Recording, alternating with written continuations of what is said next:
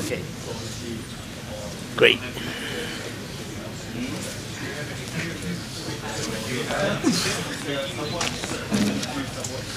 Two sessions on global supply chains. We have until 11:15, so we've got approximately an hour and a quarter. Let me just introduce the panel very briefly. I don't think any or many of them will be strangers to you. We have, of course, Dr. Victor Fung, who's the chairman of the Fung Global Institute. We have Professor Hao Li, who's the Thoma Professor of Operations, Information and Technology at the Graduate Business School at Stanford, and also director of the Stanford Global Supply Chain Management Forum. Mr. Roland Decorvet, who's the Chairman and Chief Executive Officer of Nestle for the Greater China region. And finally, I guess I'd better say not least, Hubert Escaith, who is a colleague of mine at the World Trade Organization. He's the Chief Statistician. So it's my job to ensure that there's a reasonable amount of order in this discussion, although we want it to be informal and interactive. We'll start with a conversation amongst the panelists and then move to questions and answers with the audience. I've asked the panelists not to make any single intervention that lasts more than 3 to 5 minutes. That will keep the flow going and that will keep it interactive. And I've also been awarded with a certain arm here if things get out of hand. So let me get the ball rolling. Hey Chang Yong, how are you? Get the ball rolling by asking Victor a question. Ever since I've known him and talked about supply chains, he's always been concerned about how quickly they're changing and in how many different ways they're changing. So I'd like to just kick off the conversation by asking Victor what he has in mind when he talks in those terms. Okay, sure.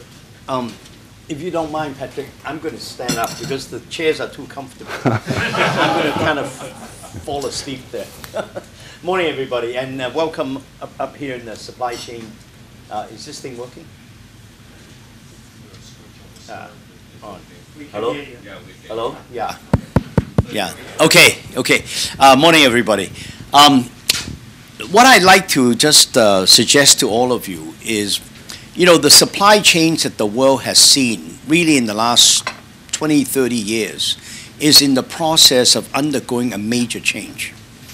And from the company level, we're seeing this, but I also like to talk about as companies feel this and change the way they operate the supply chains, what the impact would be on a more macro global level. What has become very apparent and brought out really by the Lehman issues in 2008 is that the world's, as companies feel this and change the way they operate the supply chains, what the impact would be on a more macro global level. What has become very apparent and brought out really by the Lehman issues in 2008 is that the world's supply chain is completely changing. The world before Lehman was very much how do we actually source from the developing countries in the world, especially the Chinas. Remember Time magazine as late as beginning of the year 2008 had a front cover that says Factory of the World, and everybody talked about the China price. Remember that? No longer. That world is gone. The whole world was actually a very simple world for trade. I can simplify it in a sense. Saying you source from the East and you sold in the West. 80% of the consumption was still in the OECD countries. You source from the East, sell in the West, and basically the containers came back empty. And the people in logistics go, no, there are big problems in the circulation of containers around the world. No longer. What is happening is the dramatic change in consumption patterns that people are beginning to realize that the developing countries, the producing countries, are now also becoming big consumers. I have some numbers for you. I mean, 14 trillion forecasted global consumption in the year 2020. 8 trillion of that, 60%, will come from emerging markets. This is the growth in consumption. So 60% by 2020 will come from the emerging markets. So if you see the fundamental shift is the supply chains are becoming a lot more nuanced. It's no longer kind of unidirectional. You still produce in China, of course. You still export a lot, but you also think a lot about local distribution. And frankly, for us, let's say serving the Asian markets or the developing country markets, the China market, we're thinking a lot more now about sourcing in the Italys of this world. Why? Because made in Italy commands a real premium in the luxury sector inside China. So that's a very fundamental change, and you don't know how. People used to go to China, multinationals go to China because they want to actually invest, basically produce and re-export back to their countries. They still go, but that's not the driver. And maybe Roland can actually speak to that also. They produce, yes, to re-export, but they produce to distribute and sell in the local market. Now, that is one major change. Another major change is the whole world depended this flow, this idea of taking a supply chain, breaking it up, and actually having each piece being done efficiently and then putting the whole thing back together again. This process of global supply chains of dispersed manufacturing basically depended very much on a strong multilateral trading system. In my view, that system is under threat today. And I think my friend from WTO could talk volumes about that. I think the rise of the bilaterals, the rise of the regionals, in the one sense, is a good thing, it's a pragmatic thing for a lot of businessmen to say, hey, that's great. But every bilateral we have to recognize, to use an analogy, takes a piece from the multilateral world, the multilateral wall. Now, if you take a few bricks out of the multilateral wall, doesn't matter, the wall is still there. But at some point, the whole wall is going to crumble. And people don't realize, yes, one regional, one bilateral, yes, it may be a great thing, although I have still to be convinced that there's not trade diverting. I still have to be convinced that I still have to convince about the arguments about the efficacy of bilateral FTAs. Okay, I still have to be convinced. I have not seen any definitive study. I'm a multilateralist through and through, and I'm just concerned that if the system is going to be under pressure, we're not going to be able to operate the same way. And then there are other major changes that now stop. From a business standpoint, what you really see now are the markets fragmenting more and more. Instead of one big market, we're breaking up into a larger and larger number of niche markets. And you can understand very easily that if I want to forecast demand in a big market, it's pretty smooth. But if I break them into little bits and I try to forecast demand for each of the smaller markets, it's going to wiggle around. And how do you deal with the forecasting? I can't order goods 9 months ahead of or 6 months or 3 months even and predict the demand because it's going to wiggle around. And the only way to react to that is to shorten the reorder cycle. I order what the businessman will say close to the market. I gather as much information as I can, okay, before I do the order, and I buy more accurately. And the biggest cost in the supply chains is buying inaccurate. You buy stuff that people don't want and you got to discount or get rid of it. So because of the fragmentation of the markets and the difficulty in forecasting small markets, it puts a real pressure on fast response manufacturing. And that also means now, how response time is becoming a major issue. And then finally, if you look at the cost of transportation, meaning the cost of energy, etc., and also some of the social costs, of transportation, meaning environmental issues, and when you want to try to minimize the carbon footprints and stuff like that in your supply chains. It means then that you may want to actually be manufacturing a lot closer to the market, what we would say, meaning inside the market or in a very nearby place, so you can replenish quickly, and you minimize the transportation because of the high transportation costs, and you minimize the carbon footprint.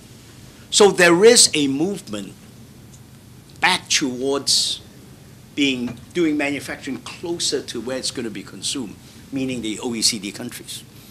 And some people say, well, why don't you come all the way back? And that's the big debate in the US. You know, can US actually get the manufacturing all the way back because of the factors I just mentioned? You know, so I will leave it there, but all I can say is this is in a whole state of turmoil. And the thing that we need to realize, you know, supply chains might have started as a way to methodology to improve the operations of the company. But it's very clear now, because of how widely it's practiced, global supply chains do no less than allocate trade flows, do no less than determine the flow of FDI. Because trade and FDI, in my mind, is both sides of the same coin anyway. And very importantly, it really allocates where the work is going to be done. And not only the jobs, but the level of the jobs. And so, in a sense, the supply chains, when you look at it from a macro standpoint and not from a company standpoint, do no less than connect macroeconomic trends with microeconomic considerations. And it's the connecting tissue. And it's what explains, you know, when you go from the micro to the macro, you know, what really is happening. And if this is all happening at the firm level, you will see that there will be a lot of implications for the macro economies.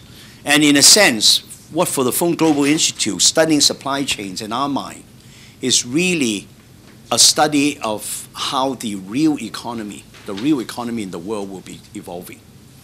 And that's the way we kind of look at it. It's not only a firm level issue of how to operate the firm better, methodology for operating a firm, but it's also to look at, in the aggregate, how the real economy in the world is evolving. And from there, we can look at a lot of the major things like jobs, trade flows, investment flows that we want to look at. Okay, thank you. Thanks, Victor. I think it's useful to have a slightly longer introduction of many of the issues that we're going to be covering in the next hour or so. How? Thank you. I'll follow what Victor did and stand up to share with you some of my views. And it's a very humbling experience because oftentimes I was reminded that in the old days when Confucius spoke and his disciples would then expand on what he said, and then the disciple's disciple would continue to expand. So I'm following that. Victor gave you the big viewpoints, and I'm just expanding on what he said. I have 3 points that I want to share with you. I think what Victor said is very true. As the world becomes much more globalized, and as the developing world and the emerging economies become important markets, I think what companies began to realize is that these markets are no longer an afterthought. Because I think in the old days, oftentimes companies would develop products and try to sell the products in the most developed economies. And then when the product enters into a very mature phase, or when the products enter into the even end of life phase, then they started to export them or sell them in the developed world or a developing world or the emerging economies. So like Gillette would oftentimes sell their first generation products in first the North American markets or European markets, and then at the end of life, then they would use the same products and then merchandise and sell them in Pakistan or other markets. But today, I think companies should realize that these markets, the emerging markets that Victor was talking about, are important ones, significant ones, and growing ones. So successful companies need to start on day one when they develop products, when they think about where to sell, where to market the products, that these are important markets, and they're not an afterthought. Crocs, for example, very successful shoe companies, on day one, which is a young company, the company was about maybe 10 years old, on day one, they look at Asia as a market, and they did not say, well, let's first sell in North America, and when the product is successful, then let's go to Europe, let's go to Japan, and then maybe 5, 6 years later, we go to Asia. On day one, they went to Asia. And today, Asia constituted 40% of the total sales of the company. So it's very important to think of these markets on day one. Second, I think as these countries first became the sources in the manufacturing world, now become the markets, they actually have also become the potential sources of innovations. Because I think as these companies have engineering know-how, they have also manufacturing know-how, they could actually contribute to design, to product developments, and many of the idea generation as well. So the most powerful router that Cisco made today, the Viking product, is actually almost half of them were developed and designed by their supplying partners in China. Microsoft's very successful product, Xbox 360, or the first generation of Xbox, is mostly designed by their Chinese partners. So the sources of manufacturing can also become the source of innovation. So we should learn to leverage. The third one is something that I have shared with Victor a long time ago, multiple times, is that I would say like 12 years ago, Professor Marshall Fisher wrote a very influential paper in the Harvard Business Review called "What is the Right Supply Chain?" So everyone should think about what is the right supply chain for me. But today, I would expand that by saying that what is the right supply chain mix for you? Because as Victor has mentioned, that the world is changing so rapidly. Some places are low-cost sourcing area, and then they rapidly became no longer low-cost sourcing places. And some became innovation centers. Some became markets. Some became flexibility sources. And all of them are changing rapidly. So rather than looking for a single answer to what is the right supply chain, we actually need to become good, what I call supply chain architects. An architect is the one that will say, what is the right mix portfolio of supply chain that I need to have? So I don't look for an answer, the one answer, but in fact, I will have to manage a portfolio of supply chain. And so that's what I think is important for the next generation of supply chain executives to become supply chain architects. Thank you, Hubert. Can I just expand on this last point? You're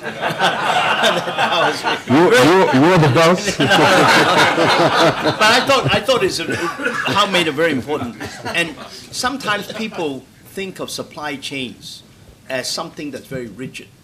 You know, you do things this way. You know, it's kind of the product goes from here to here in a certain way, and every time you go through, you try to shave off another 1/100 of a cent. Right. That's not true at all. At Li and Fung, every order, we basically were like jackpots. Every order that we receive, we structure a particular supply chain just for that order. And that's, I just want to emphasize the architecture. You actually, the components you move around to fit that order. It's not like a fixed component where you're trying to squeeze more and more efficiency out of. And that's an important point to emphasize. And you actually, you can think of, you know, a mosaic of components in which you use to assemble each customized supply chain. Mm. And we customize every supply chain for every order. You order this shirt, we do it a certain way. If you order the same shirt a month from now, it could be done differently. Why? Because the conditions have changed. Mm. The labor conditions have changed, you know, the availability of raw materials have changed, etc. And you react. It's that sort of, and I want to bring out the richness of that point. That's very important. Sorry. Yeah, quite right. Yeah. Well, you're on the food chain, so to speak. What we've been discussing here, I mean, I wonder what particular relevance it has for your kind of operation. Thanks, Patrick. Yes, thinking about global supply chain, a few things coming through my mind. First of all, depends in what category, in what industry you're in. If you are ordering your latest car and it's coming a bit late, you're not very happy, but you can live with it. If you're ordering your latest suit or shirt and it's coming a bit late, you might be not very happy, but you can live with it. If you don't eat, tomorrow, you're getting probably a little bit more emotional, and rightly so. So food supply chain is very different from, I would say, any other industry for a few basic reasons. The first reason is, with the exception of alcohol, any food product quality is getting worse by the day. Okay, of course, wine and alcohol being an exception, the other product, every single food product becomes worse by the day. And yes, Nestle is very good at preserving food products. This being said, the fresher the better. Therefore, supply chain in the food industry is absolutely vital and is a question of surviving. The second point is there is, and some people know it, but maybe not everybody, there is over the last 10 years a very serious growing gap between supply and demand in the food agriculture sector in the world. And just like to remind you that last night 1 billion people went to bed hungry. And by the way, the number is higher than it used to be 20 years ago. Now, why is the gap growing between supply and demand in terms of food production? A few key points. First of all, demand. The population is growing, and then back to Asia. Most of the reasons are linked to Asia, mostly China and India, but not only. Population is growing. People are getting more affluent. Something we heard this morning is, what if Asians want to live the life of Westerners? I mean, who are we in Europe to say that, you know, Asians should not eat the same way than we eat? I'm not sure it's a good idea, but that's at least what they want to do. You know, and in terms of calorie means energy. Energy means land, surface, production, etc. So more people, richer people eating more, and a very debatable subject, biofuel. You have to understand that 30% today, 30% of the corn production in the States is being used for biofuel. 30% of the sugar production in Brazil is used for biofuel. All these surfaces, because basically the overall arable cultivatable land worldwide has not grown over the last 20 years. So all these millions of hectares being used to produce biofuel basically is not now producing food anymore for humans, which is, by the way, also another ecological nonsense anyway, more and more recognized, thank God. And then on the supply side, you have urbanizations. It's one of the key issues in China. Cities are growing. Arable land is shrinking. Agriculture is probably one of the field which has been the least invested in over the last few years, to a big regret, and water shortage. You have to understand also, back to biofuel, that 1 liter of biofuel, you need 4,000 liters of water to produce 1 liter of biofuel. So much about eco-friendly way of driving. So this is basically the imbalance of supply and demand, which is having a big impact on the whole industry, and of course on the billions of people on the planet. Then maybe a second subject, and I will sit down. Food safety. You see different priorities between the developing world and the developed world, and it's linked to supply chain when it comes to food. Of course, China is the most famous one. Food safety. I was reading the paper yesterday in China. There is research recently. 70% of Chinese people do not trust what they're eating. Partly rightly so, partly not rightly so, but that's basically the big fear of people. So food safety is key. I'd like to remind you also, and it's not a joke, that in Europe, in Norway, somebody can kill 77 people and be sentenced, the maximum sentence would be 21 years in prison. In China, you fool around with food safety, you do get the death penalty. So this is a little bit of a serious issue, and rightly so. So food safety is key, and therefore, as a company, a food company, you have to look at the whole value chain, and the more upstream you go, the more, of course, secure it becomes. On the US and Europe, it's the same interest to look at upstream as much as possible to guarantee quality, but the reason is a little bit different. It's more about sustainability. It's more about traceability. You want to know which farmer produced these ingredients, and there's a whole social aspect to it. But basically, the trend for and people like Nestle is you've got to go upstream as much as possible. You've got to control, doesn't mean own, but you've got to control your supply chain as much as possible, work with farmers, make projects with farmers.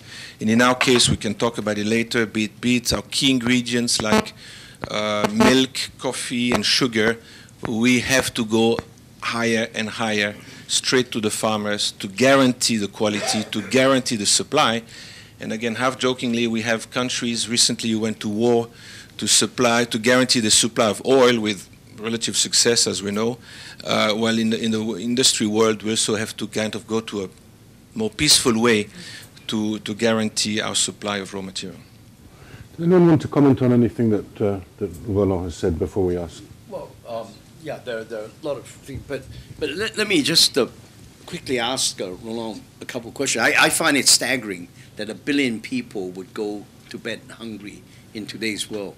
I've always understood, just 3 quick questions.